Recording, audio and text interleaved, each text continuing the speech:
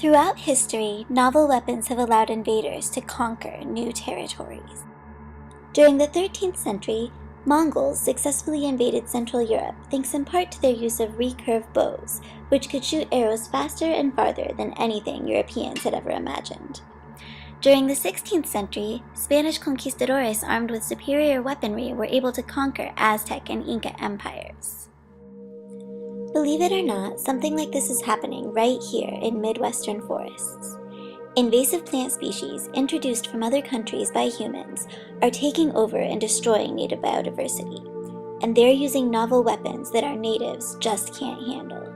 One of these alien invaders is garlic mustard, which we introduced from Eurasia about 150 years ago as a culinary herb. Garlic mustard makes chemicals called glucosinolates, which are like nothing that our natives have ever seen.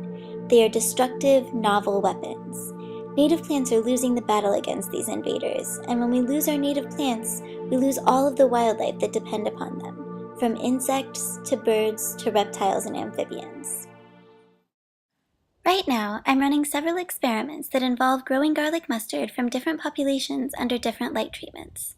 While this sounds simple, these experiments will help me figure out two big things. First of all, by looking at the glucosinolates garlic mustard produces under each light treatment, I can figure out which light treatments are likely to promote the most destructive garlic mustard invasions. Second of all, I can figure out how garlic mustard from populations exposed to different light environments has evolved since it came here 150 years ago. This is important because it helps us to see how the local environment is shaping garlic mustard's novel weaponry. I currently have a freezer full of garlic mustard tissue samples that I've harvested over the course of my experiments. Through past experiments, I've worked out a quick, relatively inexpensive way to measure glucosinolates in garlic mustard tissue, which involves running a chemical reaction where I turn my glucosinolates pink and measure their concentration based on how pink my solution turns. All I need is the funding to purchase the required materials. If you donate to my project, you will be funding research that will help us to understand and control invasive species. Plus, you'll receive rewards designed to help you preserve biodiversity in your own backyard.